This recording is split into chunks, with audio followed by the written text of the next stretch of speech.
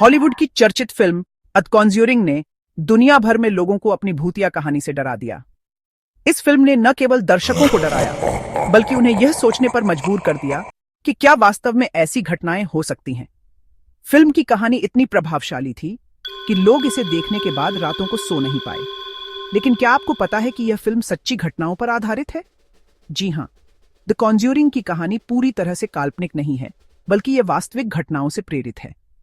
यह फिल्म उन घटनाओं पर आधारित है जिन्हें एड और लॉरेन वॉरेन ने अपने जीवन में अनुभव किया था। एड और लॉरेन वॉरेन, जो अलौकिक गतिविधियों के जाने माने अन्वेषक थे, ने इन घटनाओं का खुद सामना किया था। वे अपने समय के सबसे प्रसिद्ध पैरानॉर्मल इन्वेस्टिगेटर्स थे और उन्होंने कई भूतिया घटनाओं की जांच की थी।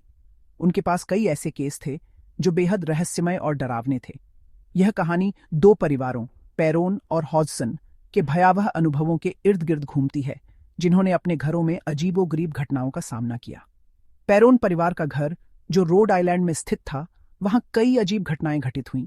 वहीं हॉजसन परिवार का घर, जो एनफील्ड, इंग्लैंड में था, वहां भी कई रहस्यमय घटनाएं हुईं। आइए इस लेख में हम उन रहस्यमय घटनाओं को करीब से देखें जो द कॉन्ज्यूरिंग फिल्मों को बनाने की प्रेरणा बनी। इन घटनाओं ने न केवल फिल्म निर्माताओं को प्रेरित किया, बल्कि दर्शकों को भी यह सोचने पर मजबूर कर दिया कि क्या वास्तव में भूत प्रेत होते हैं। हम पेरोन परिवार और एनफील्ड हॉन्टिंग के बारे में जानेंगे और यह समझने की कोशिश करेंगे कि इन घटनाओं ने कैसे इन परिवारों की जिंदगी को बदल दिया। पेरोन परिवार ने अपने घर में कई अजीब घटनाओं का सामना किया, जैसे कि दरवाजों का अपने आप खुलना और बंद होना, अजीब आवाजें आना और यहां तक कि परिवार के सदस्यों को अजीब अनुभव होना। साथ ही उन विवादों पर भी चर्चा करेंगे जो इन घटनाओं से जुड़ रहे हैं। इन घटनाओं को लेकर कई विवाद हुए। कुछ लोगों ने इन्हें सच्चा माना, तो कुछ ने इन्हें महज एक कल्पना कहा। लेकिन इन घटनाओं ने लोगों के मन में एक सवाल जरूर पैदा किया: क्या वास्तव में भूत प्रेत होते हैं? आइए इन सवालों के जवाब ढूंढने की कोशिश करते हैं। 1971 में पेरोन परिवार रोड आइलैंड के एक शांत शहर हैरिसविले में एक पुराने फार्म हाउस में रहने चला गया। यह फार्म हाउस 18वीं सदी का था और इसमें एक रहस्यमय और पुरानी दुनिया का आकर्षण था। परिवार को उम्मीद थी कि यह नया घर उन्हें एक नई शुरुआत देगा, एक ऐसा स्थान जहां वे शांति और खुशी पा सकें। कैरोलिन और रोजर पेरोन अपनी 5 बेटियों के साथ इस घर में एक नई शुरुआत करने के लिए उत्साहित थे। वे अपने बच्चों के साथ एक खुशहाल जीवन बिताने का सपना देख रहे थे। बेटियों के नाम थे एंड्रिया, नैन्सी, क्रिस्टीन, सिंडी और अप्रैल। हर कोई इस नए अध्याय को लेकर बहुत उत्साहित था, लेकिन जल्द ही उन्हें एहसास हुआ कि उनका नया घर सामान्य नहीं है। पहले कुछ दिनों में ही अजीब घटनाएं होने लगीं। परिवार के सदस्य महसूस करने लगे कि इस घर में कुछ तो गड़बड़ है। शुरुआत में छोटी मोटी घटनाएं हुईं। चीजें अपने आप गायब हो जातीं, दरवाजे अपने आप खुलते और बंद होते और अजीब सी आवाजें सुनाई देतीं। कैरोलिन ने देखा कि रसोई में रखे बर्तन अपने आप हिलने लगते थे। रोजर ने महसूस किया कि घर के कुछ हिस्सों में तापमान अचानक गिर जाता था। लेकिन समय के साथ ये घटनाएं और भी भयावह होती गईं। परिवार के सदस्य रात में सो नहीं पाते थे, क्योंकि उन्हें अजीब आवाजें और कदमों की आहट सुनाई देती थी। कैरोलिन को अक्सर ऐसा महसूस होता था कि कोई अदृश्य शक्ति उन्हें देख रही है। बच्चों ने अजीबोगरीब परछाई देखने की बात कही और उन्हें ऐसा महसूस होता था जैसे कोई उन्हें छू रहा है। एंड्रिया ने बताया कि एक रात उसने अपने कमरे में एक काले साए को देखा जो धीरे धीरे उसकी ओर बढ़ रहा था। नैन्सी ने महसूस किया कि कोई अदृश्य हाथ उसे बिस्तर से खींचने की कोशिश कर रहा है। परिवार के सभी सदस्य डर और चिंता में जीने लगे थे। पेरोन परिवार ने महसूस किया कि उन्हें इस समस्या का समाधान खोजना होगा।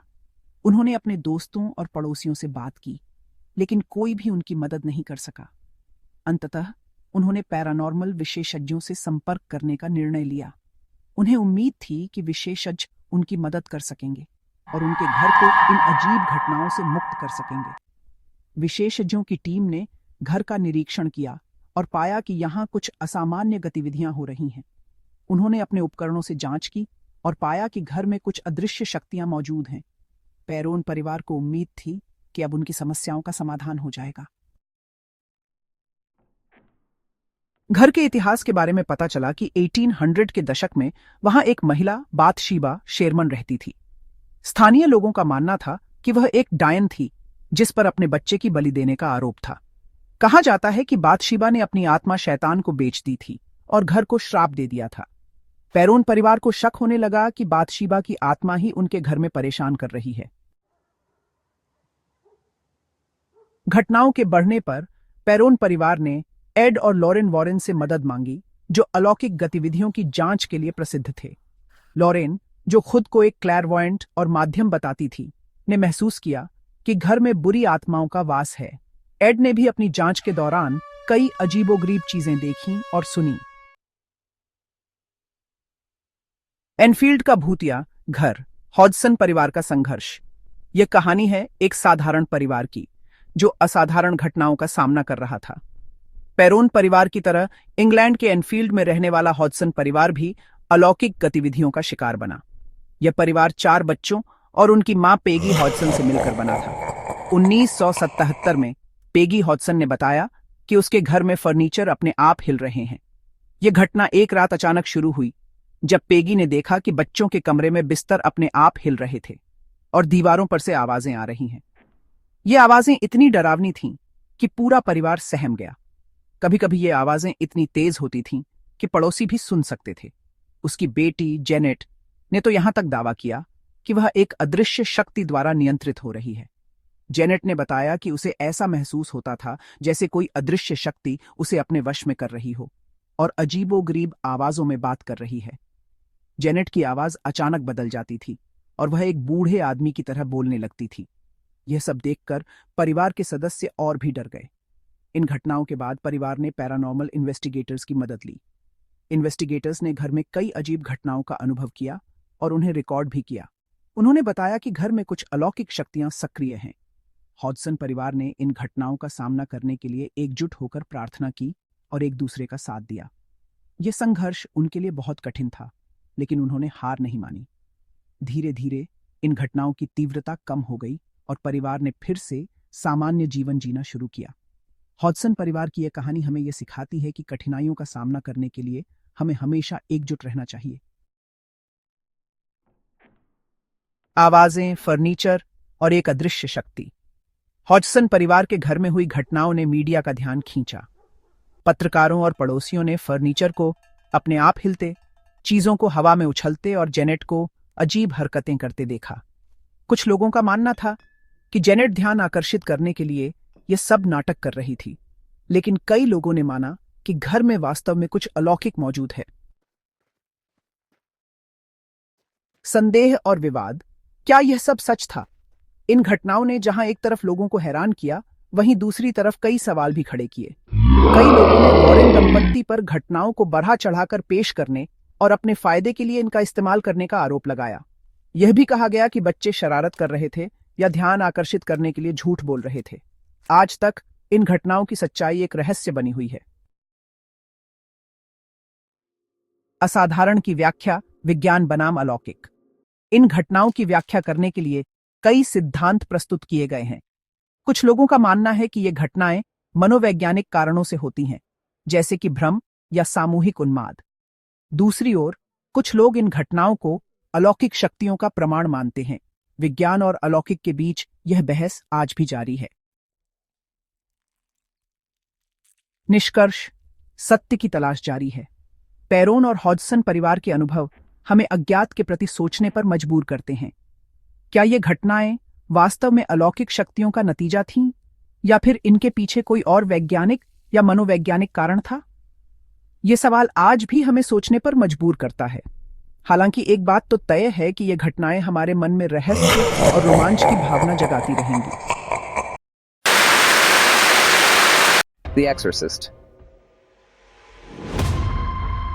1692 में मैसाचुसेट्स के सलेम विलेज में सर्दी का मौसम था। डर एक बीमारी की तरह उस छोटे से समुदाय में फैल गया। यह डर अंधविश्वास और धार्मिक कट्टरता में निहित था और अमेरिकी इतिहास के सबसे अंधेरे अध्यायों में से एक के रूप में सामने आया, सलेम विच ट्रायल। उस साल के दौरान जादू टोना के आरोपों ने परिवारों को तोड़ दिया, जीवन को बर्बाद कर दिया और सलेम की आत्मा पर एक अमिट दाग छोड़ दिया। कुछ युवा लड़कियों के अजीब व्यवहार के साथ जो शुरू हुआ, वह जल्दी ही आरोपों, स्वीकारोक्ति और निंदा के बवंडर में बदल गया। जैसे जैसे मुकदमे आगे बढ़े, आरोप जंगल की आग की तरह फैल गए और गांव के लोग इनमें फंसते गए। सलेम समाज का ताना बाना उजड़ गया क्योंकि पड़ोसी पड़ोसी के खिलाफ हो गए, दोस्तों ने दोस्तों को धोखा दिया और परिवारों ने खुद को डर और अविश्वास से टूटा हुआ पाया। 1692 की घटनाएं सदियों बाद भी गूंजती हैं, जो हमें हमारी स्वतंत्रता की नाजुकता और असहिष्णुता और उत्पीड़न की ताकतों के खिलाफ सतर्कता की निरंतर आवश्यकता की याद दिलाती हैं। 17वीं शताब्दी के अंत में सलेम विलेज एक समुदाय था जो मुश्किल में था। इसके निवासी जंगल की छाया में रहते थे। उनका जीवन मौसम की लय और उनके धार्मिक विश्वासों के अनुसार चलता था। जीवन कठिन था और बीमारी, कठिनाई और पड़ोसी मूल अमेरिकी जनजातियों के साथ संघर्ष के लगातार खतरे ने चिंता की भावना पैदा कर दी थी। दैनिक जीवन की सतह के नीचे सामाजिक तनाव उबल रहा था। गांव जमीन, संपत्ति और चराई के अधिकारों को लेकर विवादों से घिरा हुआ था। लंबे समय से इस क्षेत्र में बसे परिवार खुद को नई दुनिया के अपने हिस्से की तलाश में आने वाले नए लोगों के साथ विवाद में पाते थे। ये उबलती हुई नाराजगी, जो अक्सर अनकही रहती थी, ने संदेह और अविश्वास को जड़ जमाने के लिए एक उपजाऊ जमीन तैयार कर दी। 1689 में रेवरेंड सैमुअल पेरिस के आगमन ने इन तनावों को कम करने के लिए बहुत कम किया। पेरिस के अपनी कलीसिया के कुछ सदस्यों के साथ व्यक्तिगत संघर्षों ने समुदाय के भीतर मौजूदा विभाजनों को और बढ़ा दिया। 1692 की सर्दियों में सलेम विच ट्रायल के लिए मंच तैयार करने वाली अजीब घटनाएं शुरू हुईं। युवा लड़कियों का एक समूह, जिसे पीड़ित लड़कियों के रूप में जाना जाता है, ने विचित्र और परेशान करने वाले व्यवहार प्रदर्शित करना शुरू कर दिया। 9 से 19 साल की उम्र की ये लड़कियां सलेम विलेज के कुछ सबसे प्रमुख परिवारों से थीं। लड़कियों के कष्ट कई रूपों में सामने आए। वे फिट, ऐंठन और दौरे से पीड़ित थे। उन्होंने अजीब आवाजें निकालीं, समाधि में चले गए और दावा किया कि वे भूतिया आकृतियों या आत्माओं को उन्हें पीड़ा देते हुए देखते हैं। उनके रोने और ऐंठन ने उनके परिवारों को भयभीत कर दिया और समुदाय में दहशत फैला दी। लड़कियों की जांच के लिए डॉक्टरों को बुलाया गया, लेकिन वे उनके लक्षणों का कोई चिकित्सीय कारण नहीं खोज सके। अपने परिवारों और समुदाय के तीव्र दबाव में अपने पीड़ा देने वालों के नाम बताने के लिए लड़कियों ने गांव के व्यक्तियों पर आरोप लगाते हुए उंगलियां उठाईं। पीड़ित लड़कियों द्वारा जादू टोना का आरोप लगाए जाने वाले पहले व्यक्ति आसान लक्ष्य थे। हाशिए पर रहने वाले व्यक्ति पहले से ही सलेम विलेज समाज के किनारे पर मौजूद थे। रेवरेंड पेरिस के स्वामित्व वाली मिश्रित अफ्रीकी और मूल अमेरिकी मूल की एक गुलाम महिला टिटुबा संदेह का एक प्रारंभिक केंद्र बन गई। टिटुबा, सारा गुड के साथ एक भिखारी जो अपनी तेज जुबान और सनकी व्यवहार के लिए जानी जाती है, और सारा ऑसबोर्न, एक गरीब और बहिष्कृत महिला, ने खुद को युवा लड़कियों को पीड़ित करने का आरोप लगाया। तीव्र दबाव में और अपने जीवन के लिए डरते हुए टिटुबा ने जादू टोना का अभ्यास करने की बात कबूल की। उसकी स्वीकारोक्ति संभवतः उसके अपने सांस्कृतिक विश्वासों और लोक कथाओं के तत्वों के साथ जबरदस्ती और सजी हुई ने सलेम विलेज को झकझोर कर रख दिया। रात में उड़ान भरने, शैतान की किताब पर हस्ताक्षर करने और चुड़ैलों के सप्त में भाग लेने के टिटुबा के विशद विवरणों ने समुदाय के सबसे बुरे डर की पुष्टि की। एक स्वीकारोक्ति प्राप्त होने के साथ आरोप और व्यामोह के द्वार खोल दिए गए और सलेम विच ट्रायल पूरी तरह से चल रहे थे। खंड 5, परीक्षण शुरू, न्याय या विच हंट। जैसे जैसे जादू टोना के आरोप कई गुना बढ़े, सलेम में अधिकारियों ने, नागरिक और धार्मिक दोनों ने, नियंत्रण बनाए रखने के लिए संघर्ष किया। सलेम टाउन में एक विशेष अदालत बुलाई गई, जिसकी अध्यक्षता मजिस्ट्रेटों ने की, जिनके पास बहुत कम कानूनी अनुभव था और वे जादू टोना के खतरों के बारे में प्रचलित प्यूरिटन मान्यताओं से काफी प्रभावित थे। परीक्षण स्वयं उचित प्रक्रिया या निष्पक्ष सुनवाई के किसी भी समानता से बहुत दूर थे। भूतिया साक्ष्य या सपनों और दर्शनों पर आधारित गवाही अदालत में स्वीकार्य थी। आरोपियों की कड़ी जांच की जाती थी। उनके हर शब्द और कार्य की व्याख्या अपराध के प्रमाण के रूप में की जाती थी। स्वीकारोक्ति अक्सर दबाव या यातना के तहत निकाली जाती थी, अपराध के अंतिम प्रमाण के रूप में देखी जाती थी। परीक्षण न्याय की तलाश के बारे में कम और मौजूदा शक्ति संरचनाओं को मजबूत करने और कथित खतरों के समुदाय को शुद्ध करने के बारे में अधिक थे। आरोपी अक्सर ऐसे व्यक्ति होते थे जो सामाजिक मानदंडों से विचलित होते थे, अधिकार को चुनौती देते थे या बस अपने पड़ोसियों द्वारा नापसंद किए जाते थे। खंड 6 फैलता हिस्टीरिया, डर से घिरा एक समुदाय। जैसे जैसे मुकदमे आगे बढ़े, हिस्टीरिया की एक स्पष्ट भावना ने सलेम विलेज और आसपास के समुदायों को अपनी चपेट में ले लिया। अफवाह, आक्षेप और खुद पर आरोप लगने के डर से प्रेरित होकर आरोप जंगल की आग की तरह फैल गए, एक व्यक्ति से दूसरे व्यक्ति तक। पीड़ित लड़कियां, जिन्हें अब पीड़ितों के रूप में मनाया जाता है और समुदाय के भीतर एक अजीब तरह की शक्ति दी जाती है, ने हिस्टीरिया को बनाए रखने में एक केंद्रीय भूमिका निभाई। उनके फिट और आरोप तेजी से नाटकीय होते गए और उनके बीच में प्रतीत होने वाले चुड़ैलों की पहचान करने की उनकी क्षमता ने सबसे संशयवादी पर्यवेक्षकों के दिलों में भी भय पैदा कर दिया। पड़ोसी पड़ोसियों के खिलाफ हो गए, एक दूसरे पर मामूली से मामूली सबूतों के आधार पर जादू टोना का आरोप लगाया। दोस्ती टूट गई, परिवार टूट गए और समुदाय के बंधन संदेह और भय से टूट गए। परीक्षणों के चरम के दौरान सलेम का माहौल व्यामोह और आतंक का था। खंड 7 परीक्षणों के शिकार, जान गंवाई, प्रतिष्ठा धूमिल हुई। सलेम विच ट्रायल की मानवीय कीमत चौंका देने वाली थी। 19 पुरुषों और महिलाओं को डायन के रूप में फांसी पर लटका दिया गया। कट्टरता और भय की लहर ने उनके जीवन को क्रूरता से खत्म कर दिया। कई और जेल में मर गए। उनके शरीर कठोर परिस्थितियों और उनके निराशा के भार से टूट गए। जादू टोना के आरोपी जीवन के सभी क्षेत्रों से आते थे। वे किसान, गृहिणियां, व्यापारी और समुदाय के सम्मानित सदस्य थे। यहां तक कि जो लोग जल्लाद के फंदे से बच गए, उन्होंने भी अपने जीवन को परीक्षणों से अपरिवर्तनीय रूप से बदल दिया। परीक्षणों के शिकार न केवल वे थे जिन्हें फांसी दी गई थी या जेल में मर गए थे, बल्कि अनगिनत व्यक्ति ऐसे भी थे जिन पर आरोप लगाया गया था, कैद किया गया था या अपने घरों को छोड़ने के लिए मजबूर किया गया था। उनका जीवन हमेशा के लिए 1652 की घटनाओं से चिह्नित हो गया था। खंड 8 परिणाम और प्रतिबिंब, एक गणना और उसके सबक। 1692 के पतझड़ तक सलेम विच ट्रायल का उत्साह कम होने लगा। जैसे जैसे आरोप समाज के अधिक प्रमुख सदस्यों तक फैलते गए और लड़कियों के दावों की वैधता के बारे में संदेह पैदा होने लगा, समुदाय में बेचैनी की भावना घर कर गई। मई 1693 में परीक्षणों को औपचारिक रूप से भंग कर दिया गया था और उसके बाद के वर्षों में हुई अन्याय की बढ़ती मान्यता थी।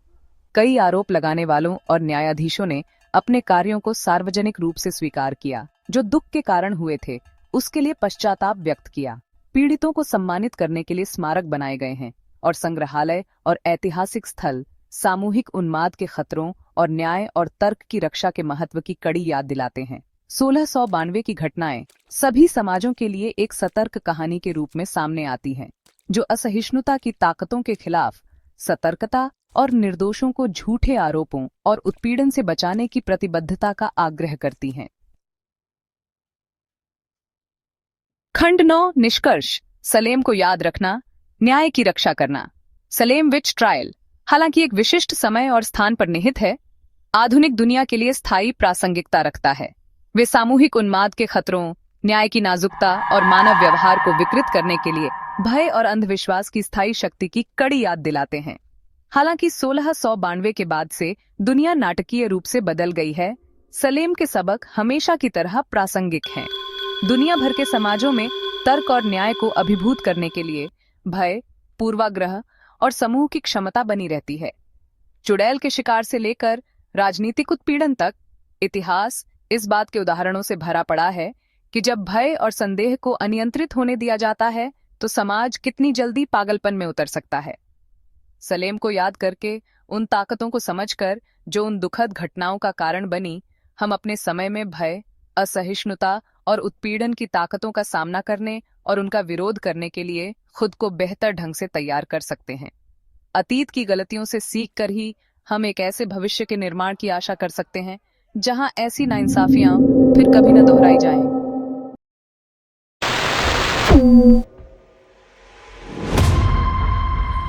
28 डेज लेटर एक ब्रिटिश हॉरर फिल्म है जो हमें एक पोस्ट अपोकलिप्टिक दुनिया में ले जाती है। ये फिल्म एक ऐसी दुनिया की कहानी है जहां एक घातक वायरस ने समाज को तहस नहस कर दिया है। कहानी शुरू होती है जिम के साथ, जो एक साइकिल कुरियर है और एक सुनसान लंदन अस्पताल में कोमा से जागता है। जिम को यह नहीं पता कि वह कितने समय से बेहोश था और उसके चारों ओर की दुनिया कितनी बदल चुकी है। अस्पताल के खाली गलियारों में चलते हुए जिम को धीरे धीरे एहसास होता है कि कुछ बहुत ही भयानक हुआ है। हर जगह सन्नाटा है और कोई भी जीवित नहीं दिखता। कंफ्यूज्ड और बेसुध वो खाली सड़कों पर घूमता है, जिंदगी की निशानियों को ढूंढता है। उसे समझ नहीं आता कि यह सब कैसे हुआ और क्यों हुआ। जल्द ही उसे एक भयानक सच्चाई का पता चलता है। एक बेहद संक्रामक वायरस, जिसे रेज वायरस के नाम से जाना जाता है, पूरे देश में फैल गया है, जिससे इसके शिकार बेहोश, हिंसक जीवों में बदल गए हैं। यह वायरस इतनी तेजी से फैला कि किसी को संभलने का मौका ही नहीं मिला। फिल्म बिना समय गंवाए उस भयानक सन्नाटे और वीरानी को स्थापित करती है जिसने लंदन को जकड़ लिया है। हर जगह वीरानगी और खौफ का माहौल है। इमारतें खाली हैं, गाड़ियां पड़ी हैं और हवा में एक बहरा कर देने वाला सन्नाटा छाया हुआ है। यह सन्नाटा इतना गहरा है कि यह आपके रोंगटे खड़े कर देता है। यह परेशान करने वाला माहौल उन भयावहताओं के लिए मंच तैयार करता है जो सामने आने वाली हैं। जिम को यह समझ में नहीं आता कि वह इस नई दुनिया में कैसे जीवित रहेगा। जैसे ही जिम इस नई वास्तविकता को समझने की कोशिश करता है, उसका सामना एक ऐसे समाज के अवशेषों से होता है जो डर और हिंसा से टूट गया है। उसे यह समझ में आता है कि अब उसे अपनी जिंदगी के लिए लड़ना होगा और यह लड़ाई आसान नहीं होगी। जिम का सर्वाइवल का सफर उसे सेलेना और मार्क तक ले जाता है, जो इस बंजर दुनिया में जीवित रहने के लिए संघर्ष कर रहे हैं। दो सख्त बचे हुए लोग जिन्होंने वायरस के विनाशकारी प्रभावों को अपनी आंखों से देखा है। सेलेना और मार्क ने अपने प्रियजनों को खो दिया है और अब वे इस नई वास्तविकता में खुद को ढालने की कोशिश कर रहे हैं। सेलेना एक व्यावहारिक और साधन संपन्न युवा महिला, जिसने बाकी सबसे ऊपर सर्वाइवल को प्राथमिकता देना सीख लिया है। वह अपने संसाधनों का कुशलता से उपयोग करती है और हर स्थिति में खुद को सुरक्षित रखने के लिए तैयार है। मार्क शुरू में दयालु दिखाई देता है, लेकिन हताशा से पैदा हुई एक क्रूरता को प्रकट करता है। उसकी यह क्रूरता उसे और दूसरों को जीवित रहने में मदद करती है, लेकिन इसके साथ ही वह अपने मानवीय पक्ष को भी खोता जा रहा है। उनका मिलना जिम के लिए एक महत्वपूर्ण मोड़ है, जो उसे इस नई दुनिया की क्रूर वास्तविकताओं का सामना करने के लिए मजबूर करता है। जिम को अब यह समझ में आता है कि इस दुनिया में जीवित रहने के लिए उसे भी कठोर निर्णय लेने होंगे। उनका सफर उन्हें सुनसान सड़कों और इमारतों से होकर ले जाता है, जहां हर कोने में खतरा छिपा हुआ है। वे हर कदम पर सतर्क रहते हैं, क्योंकि एक गलती उनकी जान ले सकती है। हर कदम खतरे से भरा हुआ। वे अपने चारों ओर के माहौल को ध्यान से देखते हैं और हर आवाज पर ध्यान देते हैं, क्योंकि यह उनकी सुरक्षा के लिए महत्वपूर्ण है। वे रसद के लिए खोजबीन करते हैं, क्योंकि भोजन और पानी की कमी उनके लिए सबसे बड़ी चुनौती है। वे खाली दुकानों और सुपरमार्केट में आवश्यक वस्तुओं की तलाश करते हैं। संक्रमित लोगों से बचते हैं, जो इस दुनिया में सबसे बड़ा खतरा है। वे छिपते हैं और हर संभव तरीके से उनसे दूर रहने की कोशिश करते हैं और अपनी स्थिति के प्रभाव से जूझते हैं। इस नई दुनिया में जीवित रहने का मानसिक तनाव उन्हें लगातार परेशान करता है और वे अपने मानसिक संतुलन को बनाए रखने के लिए संघर्ष करते हैं।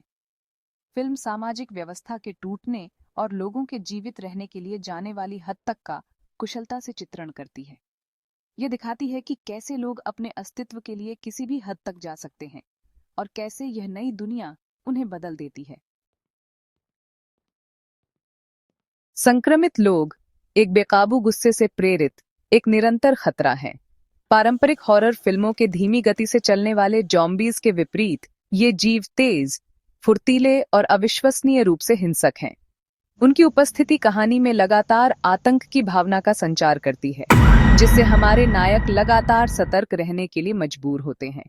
हमेशा मौजूद खतरे के बावजूद 28 डेज लेटर मानवीय भावना के लचीलेपन की भी पड़ताल करती है। अराजकता और हिंसा के बीच करुणा और निस्वार्थता के क्षण उभरते हैं। फिल्म हमें याद दिलाती है कि सबसे अंधेरे समय में भी मानवता टिक सकती है। जैसे जैसे जिम, सेलेना और मार्क आगे बढ़ते हैं, उनका सामना फ्रैंक और उसकी किशोर बेटी हन्ना से होता है। फ्रैंक निराशा से भरी दुनिया में आशा की किरण, इस विश्वास से चिपका हुआ है कि कोई इलाज मौजूद है। उसका अटूट आशावाद, जबकि भोला है, अंधेरे में प्रकाश की एक झलक प्रदान करता है। फ्रैंक और हन्ना के साथ उनका मिलना विपरीत परिस्थितियों में मानवीय संबंध के महत्व पर प्रकाश डालता है। पिता और बेटी के बीच का बंधन उन चीजों का मार्मिक अनुस्मारक है जिनके लिए लड़ने लायक है। सेक्शन 5, उम्मीद की एक किरण बुझ गई। फ्रैंक की इलाज की उम्मीद से प्रेरित होकर समूह मैनचेस्टर की एक खतरनाक यात्रा पर निकलता है, जहां एक सैन्य नाकाबंदी सुरक्षा का वादा करती है। हालांकि अपने गंतव्य पर पहुंचने पर उनका सामना एक भयानक खोज से होता है। नाकाबंदी सुनसान है, सैनिक कहीं नहीं है। मोक्ष का वादा उनकी आंखों के सामने टूट जाता है, जिससे वे पहले से कहीं अधिक कमजोर हो जाते हैं। कहानी में यह मोड़ अलगाव और निराशा की भावना को बढ़ाता है। यह एहसास कि मदद नहीं आ सकती है, हमारे पात्रों को अपनी मृत्यु दर और आशा की नाजुकता का सामना करने के लिए मजबूर करता है। सेक्शन 6 सर्वाइवल का असली चेहरा। भाग्य के एक क्रूर मोड़ में फ्रैंक संक्रमित हो जाता है और दुखद रूप से सैनिकों द्वारा मारा जाता है, जो उद्धारकर्ता के रूप में नहीं बल्कि एक नए खतरे के रूप में प्रकट होते हैं। प्रतीत होता है कि शांत मेजर हेनरी वेस्ट के नेतृत्व में ये सैनिक सर्वाइवल के एक विकृत दृष्टिकोण की पेशकश करते हैं, एक नियंत्रण, प्रभुत्व और महिलाओं की अधीनता पर बनाया गया। फिल्म में सर्वाइवल के सामने नैतिकता के टूटने की खोज विचार उत्तेजक और परेशान करने वाली दोनों है। मेजर वेस्ट, जो भटके हुए आदेश का प्रतिनिधित्व करता है, हमें सर्वाइवल की वास्तविक कीमत पर सवाल उठाने के लिए मजबूर करता है। सेक्शन 7 आजादी और बलिदान। सैनिकों की गढ़वाली हवेली में कैद जिम मेजर वेस्ट की दुष्टता की गहराई को देखता है। उसे पता चलता है कि उनका माना हुआ अभयारण्य एक जेल से ज्यादा कुछ नहीं है। उनके माने हुए रक्षक बंदी हैं। सेलेना और हन्ना की रक्षा करने की सख्त जरूरत से प्रेरित जिम भागने की एक साहसी योजना बनाता है। जिम की अवज्ञा का कार्य निर्दोषों की रक्षा करने के उसके अटूट दृढ़ संकल्प से प्रेरित होकर एक अराजक तस्लीम की ओर जाता है। जैसे जैसे सर्वाइवल की लड़ाई अपने चरमोत्कर्ष पर पहुंचती है, अच्छे और बुरे के बीच की रेखाएं धुंधली हो जाती हैं। सेक्शन 8 अंत और नई शुरुआत। 28 डेज लेटर कई अंत प्रदान करता है, प्रत्येक दर्शक पर एक स्थायी प्रभाव छोड़ता है। यह फिल्म न केवल एक मनोरंजक कहानी है, बल्कि यह मानवता की जिजीविषा और संघर्ष की गहराई को भी उजागर करती है। एक अंत में जिम अपनी चोटों के कारण दम तोड़ देता है। सेलेना और हन्ना के सर्वाइवल के लिए खुद को बलिदान कर देता है। यह दृश्य दर्शकों के दिलों को छू जाता है और बलिदान की महत्ता को रेखांकित करता है। दूसरे में वह बच जाता है, अपने साथियों के साथ बचाया जाता है। यह अंत आशा और पुनर्निर्माण की संभावनाओं को दर्शाता है, जो एक उज्जवल भविष्य की ओर इशारा करता है। डीवीडी रिलीज में और भी वैकल्पिक अंत शामिल हैं, प्रत्येक अलग अलग संभावनाओं और परिणामों की खोज करता है। ये अंत दर्शकों को सोचने पर मजबूर करते हैं कि अगर परिस्थितियां थोड़ी भी अलग होतीं, तो परिणाम कैसे बदल सकते थे। ये विविध अंत सर्वाइवल की अप्रत्याशित प्रकृति और अराजकता से तबाह दुनिया में आशा के सुस्त प्रश्न को दर्शाते हैं। वे यह भी दिखाते हैं कि कैसे विपरीत परिस्थितियों में भी मानवता की भावना जीवित रहती है। वे दर्शकों को किए गए विकल्पों और सहन किए गए बलिदानों पर विचार करने के लिए आमंत्रित करते हैं। यह फिल्म हमें यह सोचने पर मजबूर करती है कि हम अपने जीवन में किन अंत और नई शुरुआतों का सामना कर सकते हैं। सेक्शन 9 डर की विरासत। 28 डेज लेटर ने अपनी तेज तर्रार आंतक क्रिया और मानव स्वभाव की विचारोत्तेजक खोज के साथ ज़ॉम्बी शैली को फिर से जीवंत किया। फिल्म का प्रभाव इसकी द्रुतशीतन कहानी से आगे तक फैला हुआ है, जो सभ्यता की नाजुकता और हम सभी के भीतर अंधेरे की क्षमता के बारे में एक सावधानीपूर्ण कहानी के रूप में कार्य करता है। इसकी विरासत फिल्म निर्माताओं को प्रेरित करती है और दर्शकों को आकर्षित करती है। इसे एक आधुनिक हॉरर क्लासिक के रूप में मजबूत करती है। 28 डेज लेटर हमें याद दिलाता है कि अकल्पनीय भयावहता के सामने भी मानव आत्मा सहन कर सकती है, लेकिन किस कीमत पर।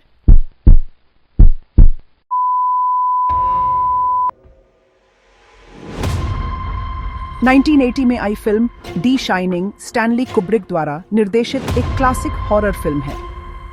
यह फिल्म अपने समय की सबसे प्रभावशाली और डरावनी फिल्मों में से एक मानी जाती है। कुब्रिक की निर्देशन शैली और स्टीफन किंग की कहानी ने मिलकर एक ऐसा अनुभव तैयार किया जो आज भी दर्शकों को भयभीत करता है। स्टीफन किंग के उपन्यास पर आधारित यह फिल्म टॉरेंस परिवार के भूतिया ओवलुक होटल में भयानक अनुभव की कहानी बताती है। जैक टॉरेंस, एक लेखक, अपने परिवार के साथ इस होटल में आता है, लेकिन जल्द ही चीजें अजीब और खतरनाक हो जाती हैं। होटल के भूतिया रहस्य और जैक की मानसिक स्थिति बिगड़ने लगती है। यह फिल्म अपने भयानक माहौल, मनोवैज्ञानिक तनाव और यादगार दृश्यों के लिए जानी जाती है। कुब्रिक ने फिल्म में एक ऐसा वातावरण तैयार किया है जो दर्शकों को लगातार असहज और भयभीत रखता है।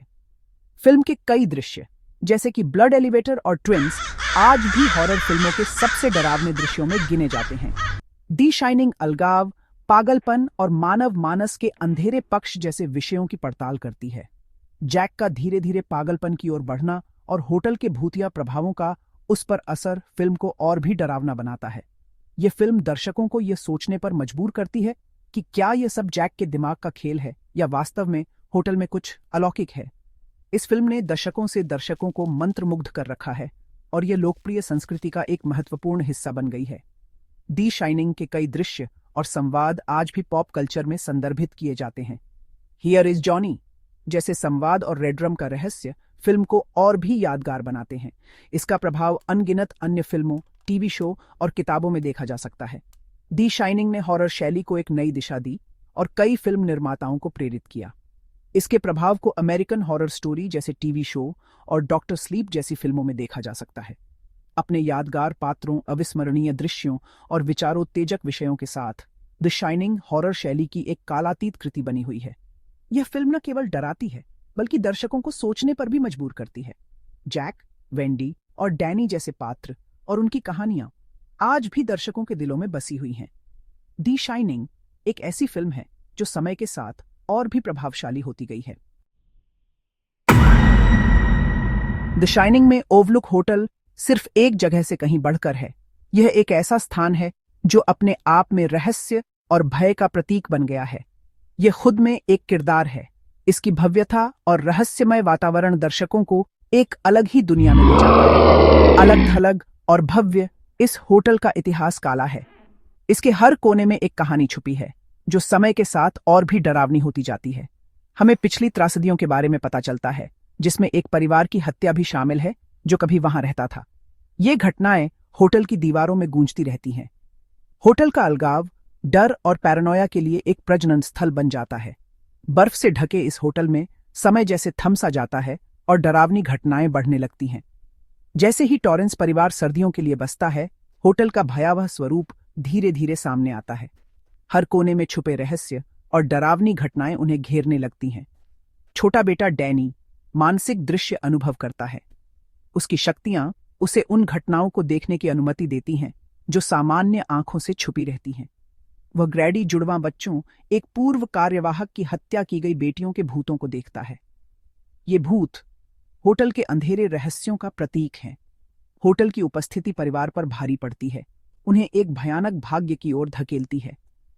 यह स्थान न केवल उनके शारीरिक बल्कि मानसिक स्वास्थ्य को भी प्रभावित करता है, उन्हें धीरे धीरे पागलपन की ओर ले जाता है। जैक टॉरेंस, एक संघर्षरत लेखक, प्रेरणा पाने की उम्मीद में ओवरलुक आता है। हालांकि अलगाव और होटल का प्रभाव उसकी मानसिक स्थिति को प्रभावित करने लगता है। शेली डुवेल, जैक की पत्नी, वेंडी टॉरेंस की भूमिका निभाती हैं, जो अपने पति के बिखरने पर परिवार को एक साथ रखने की कोशिश करती है।